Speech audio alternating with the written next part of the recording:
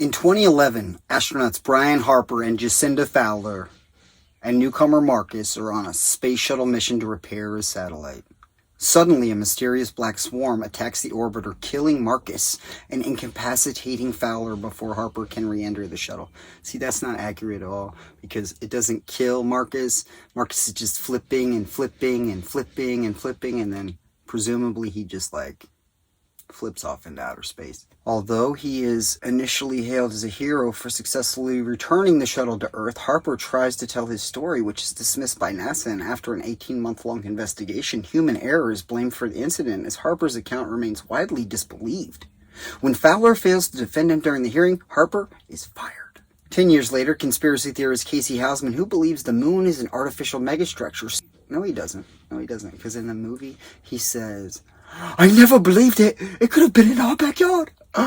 Secretly uses time on a research telescope and discovers that the orbit of the moon is veering closer to the Earth.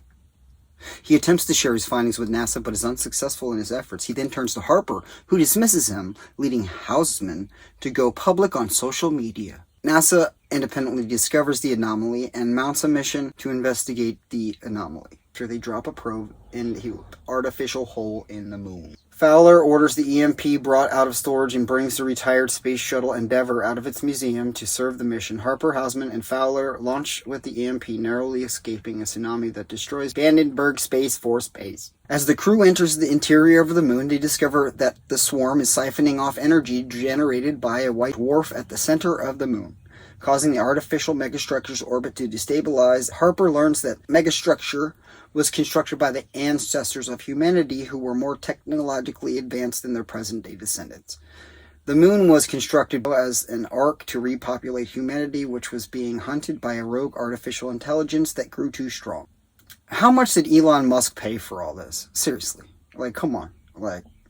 Please. The swarm in the moon is one of the AIs which respond to electronic activity in the presence of organic life. As the moon continues to approach the Earth, the President of the United States gives the Chairman of the Joint Chiefs of Staff, General Jenkins, orders to launch a nuclear strike toward the moon. Meanwhile, Harper's son Sonny escorts Fowler's son Jimmy and their nanny Michelle in an attempt to reach Davidson's military bunker in Chicago. They reach Aspen and reunite with Harper's ex-wife and Sonny's mom Brenda, as well as the Step family, but are caught in the disasters caused by the rapid destruction wrought by the proximity of the moon. As the group makes their way toward the bunker, they fight off other survivors and increasingly deadly natural disasters before reaching a safe mountain tunnel. Brenda's husband Tom sacrifices himself to save his youngest daughter, suffocating as the moon strips the atmosphere with its gravitational pull during its pass. I mean, that's what happens, but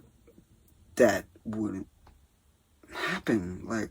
Come on, if it takes all the air away, right, and then it goes away, it wouldn't just come back, right? Air comes from someplace. If it gets taken off into the fucking ether, it's gonna be gone. It's not just gonna be oh, the trees just released all the fucking air we needed all of a sudden, in seconds. Houseman uses the EMP and the lunar module crew to lure the swarm away from the spacecraft before detonating the device, killing himself, destroying the AI, and allowing Fowler and Harper to escape. With power restored, the moon begins to return to its regular orbit, beginning an end to the destruction of the Earth. Fowler and Harper return to Earth, reunite with Sonny, Jimmy, Michelle, and Brenda. But the AI they created is trying to kill them. That's what this whole movie is about. Okay. The AI of the moon's operating system reveals that it stored a copy of Houseman's consciousness, appearing to him as his mother and his cat, Fuzaldrin. The projection slyly remarks that they need to get to work, setting up the sequel. In January of 2022, the director spoke of possibly filming 2 sequels back-to-back if the first film was a success. The following month, star John Bradley said, if Roland goes down the direction he wants to, the sequels would be even more batshit crazy than the first. This is a good one to skip, because it's even the megastructure is whatever. It's a whatever version of that planet/forge in that Avengers movie where they got to go make a new hammer, but inside the moon. They just, I don't know, this cast is, it's whatever. This cast is whatever. Halle Berry's great. in John Wick, she's awesome. Patrick Wilson's great. In a bunch of movies, he's awesome. This new guy is pretty good. I like him. He's the best thing in this movie. He's the only one that's like, yeah, but like, even he is terrible. Like, you have him being like, not now, Gary. Like, it's so out of character for the way that you're setting him up. You're setting him up as like this great guy, and then you have to knock out Gary. Like, it's really, the way he does it is like vicious, like more vicious than vindictive, but maybe a little of that too. And he's spread really thin. I mean, he's like Goodwill Hunting at the college. He's working at the burger joint, and he's also running a vlog. He's straight up running swollen eyeball meetings, right? Roland Emmerich must be friends with John Vasquez. This movie makes me think that Roland Emmerich is friends with Johnny Vasquez. Johnny the Homicidal Maniac. If you haven't seen that, you ain't read it, see it, read it. It's not a movie, actually, you can't see it, you gotta see it here. But you can see Invader Zim. If you haven't, the film opens on the International Space Shuttle 4 months before the rapture, and a year after the beginning of 2012, and strangely 7 years after the day after tomorrow. I mean, you'd think that would include people in a big way, right? I've got a lot of problems with this movie. I love Roland Emmerich's stuff. I've loved it since Independence Day, if he did that. I love 2012. It's ridiculous. I love it. Day After Tomorrow, like it a lot. I love these disaster movies. I love them. They're great. This movie, no. I don't love it at all. It's not like 2012 where I could watch it like 12 times. 11, it's got these nanobots drilling a hole in the moon. We don't realize what it's doing though, because it's just like, it's not set up like awesome, like, oh, it's drilling a hole back then. Okay, cool. Like, it's not good like that at all. Like, 10 years later, this Goodwill Hunting type conspiracy theorist masquerading as a janitor to hack into like the radio telescope using a false identity while working at a burger joint, who lives life with such whimsy he's inspired to approach Patrick Wilson's somewhat disgraced astronaut at a children's function by a newspaper article that's his cat has peed on, and who will throughout the rest of this movie be dick riding Elon Musk. I'm not shitting you. We then cut to Halle Berry's household, where we establish she has a child and perhaps an unspoken Chinese lesbian lover nanny. Maybe? You know, I bet the original intention was to have a lesbian relationship, but then the Chinese investors were like, nah, none of that.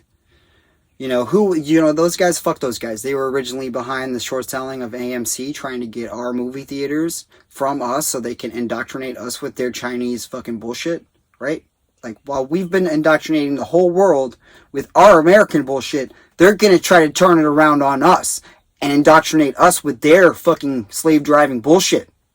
You know what I'm saying? Fuck those guys. Yeah, and they try to get it for, like, nothing, too. Like, if you're gonna buy us out, pay us what we're worth. That stock is worth $35. They had it down to like $1, man. Come on. Fuck those guys. The little bit of action in this movie, the disaster shots were whatever. I mean, they were weak as... I mean, he could have just taken the good footage from his other movies and played it backward. People need to stop letting Chinese investors have a say in your movie.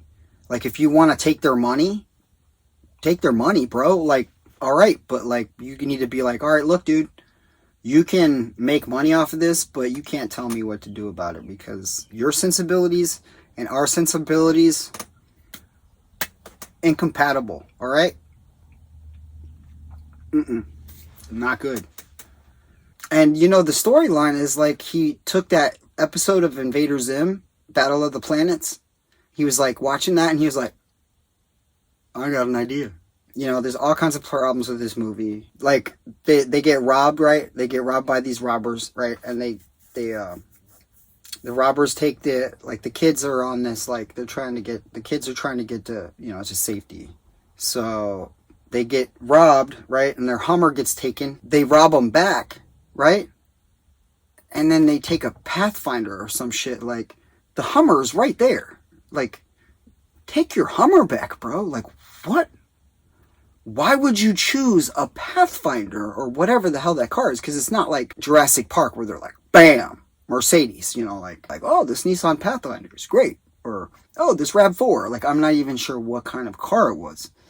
So the product placement was like weak. And then they'd choose this random nebulous SUV over a Hummer built for like, and they're driving around in snow and ice in Colorado mountains and shit.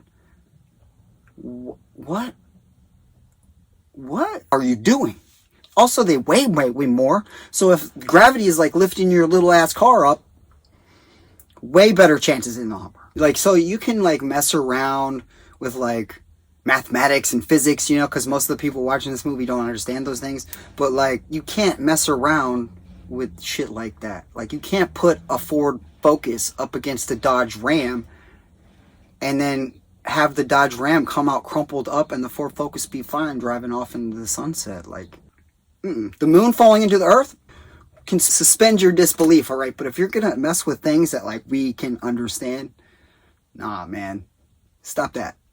No good. Patrick Wilson and Halle Berry look like they'd rather be doing anything else. It doesn't have like the campy sensibilities of 2012 or the epic disaster montages of Independence Day or like The Day After Tomorrow. The direction isn't good. The acting isn't good. Special effects or whatever. But they're not great. The artistic design is kind of whatever. The story's basically what do you get if you cross the builders from Hitchhiker's Guide to the Galaxy with Terminator Genesis. Supporting characters are whatever. The day players are whatever. Like, this guy has a great line.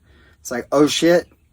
And it's just phoned in. It's not good at all. Like, that could have been a good ass line. You know what I'm saying? Like, oh, like there's a train coming at this fool. Like, and it's just, oh shit. Like, it's not even good, right? I mean, you have these practical disasters that look like the backlot tour at Universal Studios.